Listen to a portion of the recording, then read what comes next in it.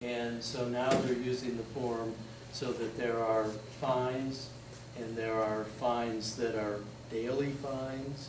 And that has had an amazing effect of getting the attention of the violators. Once dollars are associated with the citation, we get a lot of attention. And we always check the box that says you have to go to court. Right, right. So that's been a very important I won't give up any secrets, but that gets some action. Right, yeah. So that's been Thank a you. great improvement. When you knock them in the pockets, they pay attention.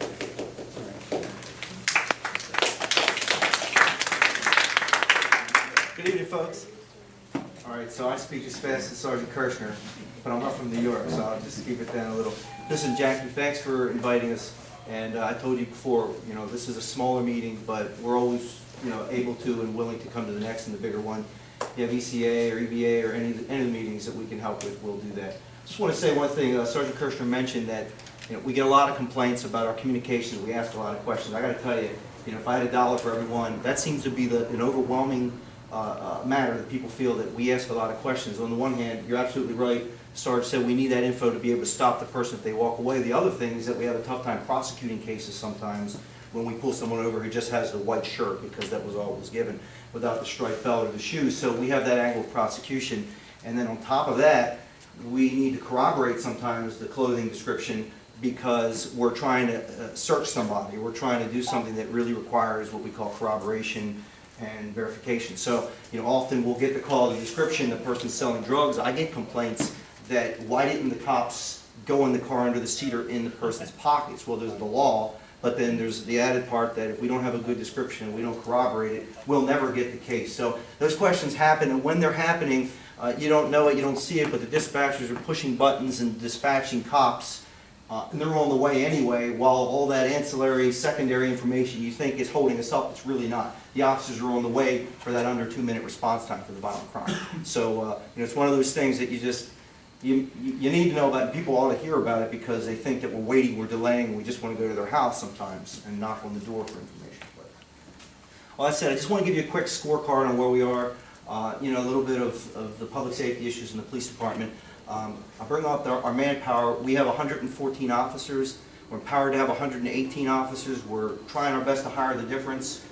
We have a few leaving. We have 8 in training right now, 9 altogether with a lateral of someone who came from another agency. And as I promised Eastport before, we stand behind it, we're going to have a dedicated foot patrol in Eastport, particularly Eastport Terrace and Harbor House and some areas outside, because we consider when you look at public housing and some of the crime problems and some of the issues, close to 50% of the calls for service and the reported crime happens in the 2 larger communities. Just because it's larger, both areas are larger, we feel that it's a mainstay for our police. So we're committed to do that. We have to wait till after the beginning of the year. Our hopes are to get 1, enough officers here, and 2, that we can staff all the other units. I say this also, the number of officers, because you need to know who's deploying in Eastport. And not just the patrol officers on 15 posts, as Sarge mentioned, but we have 6 posts. We have bicycle officers that come close to Eastport, but we have flex operations officers that are here, in heavy presence. Sometimes you don't see them because they may be in unmarked cars, but we really do have a lot of extra officers throughout the summer, sometimes to, I won't say the detriment, but to the reduction of forces in other areas because, we see things happening, we want to do our best to prevent. Eastport has had a lot of officers over the summer. Now, when we talk about a lot of crimes, we won't talk necessarily about stats and numbers, but I will fill you in on where we are in the city in a few minutes. One of the problems, one of the issues that we have in crime throughout Annapolis is our property crime, especially our larceny from autos. As a point of comparison though, Lower Eastport has only had in the last 60 days, knock on wood, 6 car break-ins. I believe we had about close to 30, I think 27 in Lower Eastport throughout the year. If you do some comparison, the rest of the city had a total of about 280. So, we have had some really good luck with some of our presence here, and I believe we arrested 14 people this year so far, and just 2 the other night for breaking in a car. So, that's a decent amount of arrests for that particular type of crime. Sometimes it pays off because the one we get did 20 of them, did 30 of them. And it's our belief that sometimes we get the right ones off the street. The tough time is to keep them in jail. And that's a challenge, and topic for a lot of other, conversations that we can have. But the officers aren't flying in the dark. We have a number of initiatives towards larcenies from auto, including some of the heavy hitters that are here from communities that are looking at cars as they drive by that are left unlocked. We're getting tag numbers off of the cars. We're sending letters to the owners of the cars to say, hey, by the way, we were on patrol. We saw that you left something visible in the car, the door unlocked, and we're trying to get that front-end proactive thing going with our community services and our patrol officers. And we think that may have some value, and it's definitely, I believe, in this area, I think it's helped a good bit. 80% at least, maybe 85% of the cars that are broken into, the doors are unlocked, or there are no signs of forced entry, which makes us think that the doors were unlocked, windows and doors. Yeah, it's a lot, and it was worse. It was 90%, but we look at this stuff because, we have to do a good job of getting the word out. So we're not going to necessarily stop all the larcenies, but if you don't leave your car unlocked, they'll go to the neighbors who did. And unfortunately for that person, you prevented your own, possible problem. And again, I go on and say that with hope that people, get as smart as they can and lock their cars. Crimes of opportunity. Yeah, they are. They definitely are. Is there any statistics on anybody that's been hit more than once? Or been stupid? We've had parking lots that were victimized more than once. It's usual. It's not so often that we have the same car hit because there's some, there's a watering hole for people to know that this is a good place to go to. But an area has been hit a lot, like Parole. Earlier in the year, Eastport downtown, Ward 1 was hit a good bit. Parole right now, we're in that area. But I mean, I do another comparison. If we're at about 280 of those crimes throughout the year here, we had over 400 in 2008. This is the worst year if you compare us to the last three. But if you go back to 2008, it was far worse. And a lot of it is who's out there. We arrest them, we find the right person timely, we get them off the street, we discourage it with heavy presence, and we're lucky enough to have the neighbors calling the suspicious activity. And I could go into some of the more common sense approaches that we all have to take. Too often do I get the call that someone saw something later, which they called us, and they didn't. And again, just to emphasize what Sergeant Kirshner was really hammering earlier, is the suspicious activity in what you're seeing to make that call, and don't take it for granted, because we don't care if you're wrong. If you saw something that you thought was out of place, but on the other hand, we show up and we did what we could, and we have officers out there, and we're getting there within 2 minutes. So I'd rather, have no problem there and get there than, the other alternatives. So back to that. Just a couple other things. So we realigned the divisions in the department so that the patrol officers are falling under a different captain, the operations and the detectives fall under another captain, patrol falls over. It's given us a sort of a renewed opportunity to emphasize certain patrol, coordinated patrol, and certain initiatives. We've been doing certain initiatives. We talked about larceny from auto.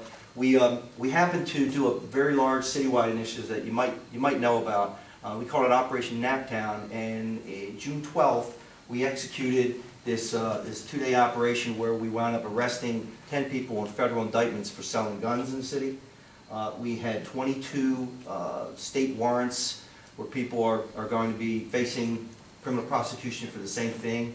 We recovered over 30 guns from the street, 260 grams of cocaine in Annapolis, 120 grams of heroin, 50-some of marijuana, ounces of PCP. And so it's going on, not always in front of us, but this investigation was over a year and a half that we used our federal partners in ATF to get some of the key players, some of the problem causers off the streets here. Some of them were actually involved in certain crimes in Eastport Terrace and Harbor House. Namely, I won't necessarily, it's not urgent that we say who they are because there's a handful of people that we got off the street that we really hope would pay dividends in keeping the violence down. That's not necessarily the only thing that's going to help, but to go into the violence, we are a very comparably lower amount of violence and overall crime in Annapolis than we've been. Last year to this year, we're 11 crimes more this year, 11 crimes, and than we were last year, which is really about the same. Minus the larceny from autos, which is elevated, but our violence is down, and we're very happy about that. Yeah, Frank. Speaking of the shooting, there was a shooting, a couple of neighbors called me and said that they had recorded it. Well, one didn't, but that's another story. What shooting? The discharging? Discharging of yeah. firearms, yeah. It was Okay. like 8 shots over a Yeah. period of about 5 minutes. And I myself did not hear it, but the neighbors did, 2 neighbors did. One of them, of course, didn't report it, but that's, like I said, another story. I told her what to do and why. But their concern was that they didn't see it in the report. And I said, well, discharging a firearm apparently doesn't fall under the purview of what that particular, it's a crime, but not the crime that they report. And I was wondering about that because I think something like that, even though we don't know if anything was taken or what was really going on, the fact that there's shots fired should make people aware, and I can push the idea that when you hear it, you've got to call.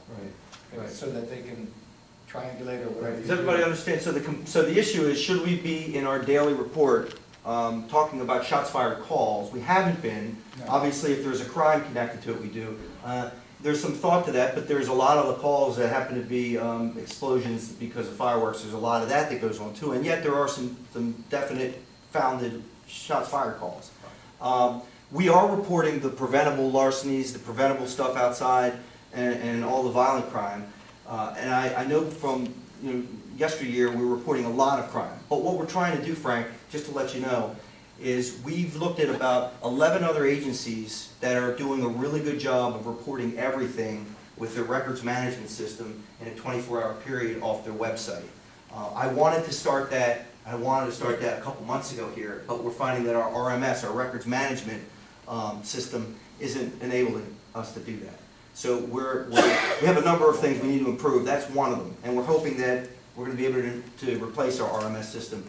When we do, we're going to probably not just have shots fired. We're going to have officers' car stops, disorderly calls, everything that is easy and one button touch kind of thing, where Amy would be able to just link it to our website. Yeah, well, and in that particular circumstance, the house was fired upon. Yeah. And like I said, I didn't know about it because I'm hearing all this third-party Yeah. hearsay. Yeah, that didn't make it in there. And that's where I was. That would have been one that would have gone in there. Yeah. Yeah, No excuses on that. I was off. She was off. What happened was, I got the complaint. I'm not bouncing around here on this one, but I got the complaint. We looked into it. It was a replacement. It was a replacement PIO. Bless you.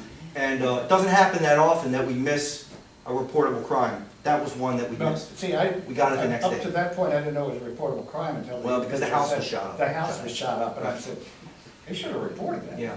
And I didn't know why. What's me to find out? No, it's So I haven't good. I mean, we caught us with our pants down on that day. Someone else made the complaint, we heard it, I talked to the major, it was something that fell through, but the PIO would have put that out. That goes out.